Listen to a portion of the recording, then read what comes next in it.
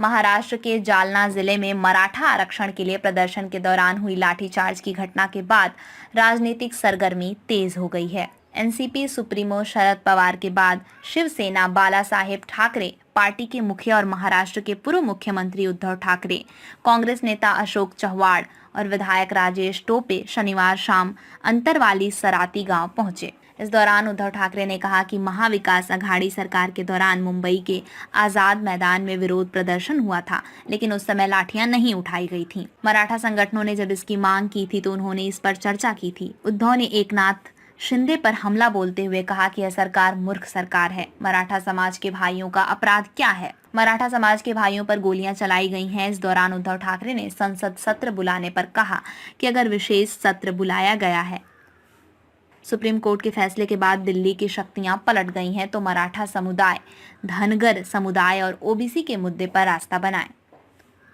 दिल्ली पर केंद्र के अधिकार को कोर्ट ने खारिज कर दिया। उन्होंने कहा कि कोर्ट की ओर से दिए गए फैसले को सरकार ने बहुमत के बल पर बदल दिया।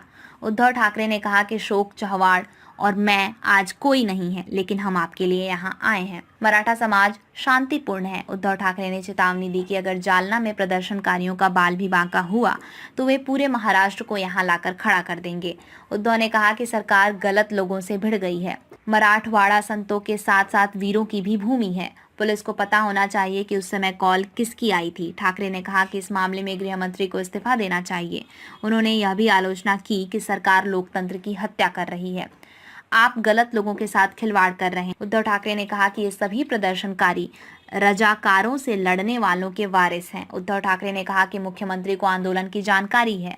अगर यह कहा जाता है कि जब आंदोलन शांतिपूर्वक चल रहा था तो ऊपर से फोन आया था, तो हमें यह भी जानना चाहिए कि वह ऊपर से किसका फोन था।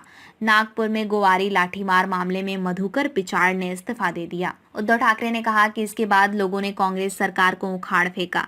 कुछ दिन पहले कोंकण के बारसू में महिलाओं और पुरुषों पर हमला हुआ था। उद्धव ठाकरे ने कहा कि मराठा समुदाय के सदस्यों के खिलाफ किए गए अपराध वापस लिए जाने चाहिए।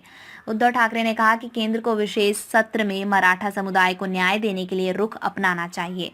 हम इसका समर्थन करेंगे। ठाकरे ने मनोज जारांगे को स्वास्थ्य का ख्याल रखने की भी अपील की। अशोक चव्हाण ने कहा कि जब इंडिया की बैठक चल रही थी तभी उनके कानों में खबर आई और उद्धव ठाकरे ने कहा कि वह मनोज जारांगे पाटिल से मिलने जाना चाहते हैं। अंतरावली सराती एक संवेदनशील गांव है। आरक्षण के लिए आपने हमारा मार्गदर्शन किया। सुप्रीम कोर्ट की अस्वीकृति के बाद भी हमने हार नहीं मानी। अशोक चव्हाण ने कहा कि अगर सरकार के नेता चर्चा करते, समझाने की कोशिश करते, प्यार के दो शब्द कहते तो काम हो जाता, लेकिन उन्होंने ऐसा नहीं किया। शामिल होते समय महाराष्ट्र कभी नहीं भड़का था।